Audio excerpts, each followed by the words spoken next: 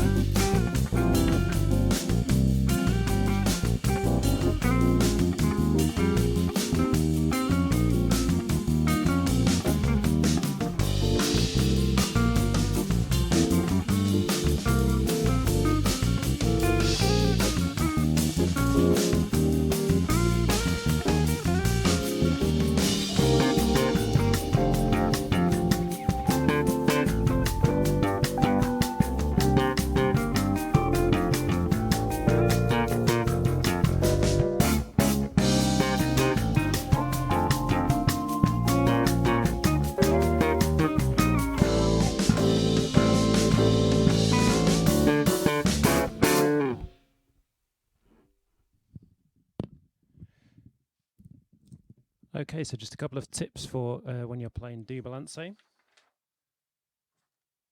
First of all, slap and pop bass technique. For some of you, it might even be your first time doing this technique, so I'm just going to give you a couple of broad pointers. First of all, a big no-no is keeping the arms stiff, so it's quite a loose arm movement when we are doing the slap bass technique. The slap is the thumb coming down on a note on the corner of the fretboard there. So give it the thumbs up kind of motion, but lose all the tension in the hand, so it's quite floppy. Also, it's a rotation of the arm, so imagine you're turning down a giant volume control. It's that kind of thing with the hand. So we're using the thumb on the corner of the board and we're rotating the arm to do the slap. The pop part is hooking with the side of the first finger there on the G, usually, and then bringing the hand up. What we're not doing is curling the finger and plucking it, kind of like a classical guitar thing there. We're not doing that. We're keeping it in with the other fingers and actually just bringing out the whole hand with that rotation movement. So slap with the thumb, pop with the finger. Some people have a kind of angle like this with the arm, and that's cool. Some people, like me, just go for a slightly straighter arm, and some people even have it almost parallel with the strings. Go with what works for you, but keep the arm loose. There's an interesting rhythmic feature in bar 14 worth mentioning, where you've got 3 notes in the space of 2. So where you see that 3 bracketed, those are triplets. Play 3 notes in the space of 2. It's best in that particular instance just follow the rhythm of the drums, which really accent those triplets there. Sometimes it may help also to use like a 3-syllable word. I go with strawberry when I'm counting triplets sometimes, so it's like strawberry, strawberry, although in this example the first note is actually a rest, so it would be berry, strawberry is how you would count those 2 sets of triplets there. There's some tricky stuff going on in section B worth mentioning. For example, in bar 20, there's a muted note at the end of the bar that you're going to play as a slap. So with the fretting hand, just deaden the strings and target the particular note marked there, which is an A, and you can see it on the tab there, the cross is on the second string. So it's that kind of muted sound. And then immediately after that, in bar 21, you've got a teeny note written in the music with a diagonal slash up to the next note. That's a type of grace note called an acciaccatura. We're going to slide from C to D there, but we're going to do it really quickly because the D is the most important note. We're not going to give any emphasis to the C. It's not like this. It's just dead quick, so that the D takes priority on the beat there.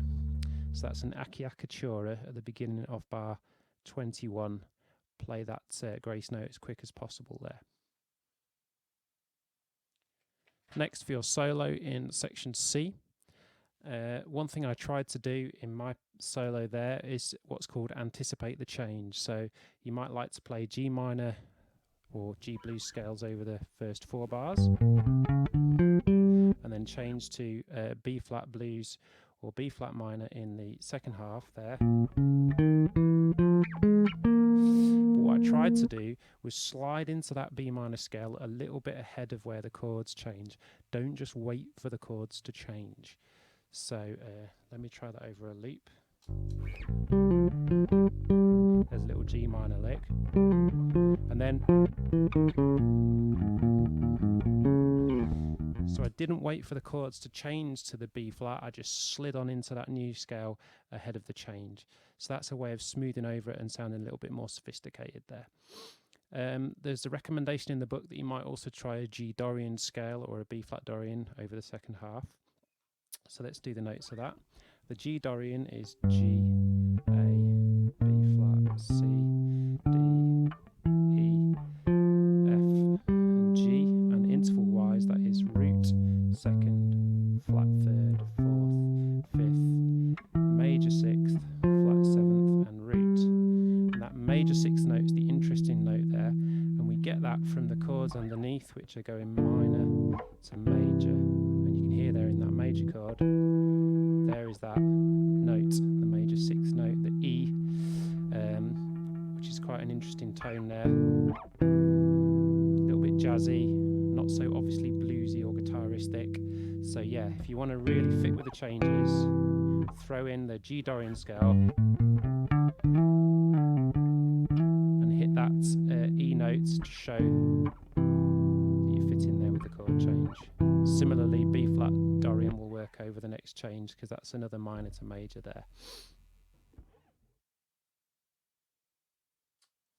One final thing, in section E, you have to develop bars 3 to 14. Now that's already quite a busy bass line, and they say in the book that you can even make it more busy if you want to.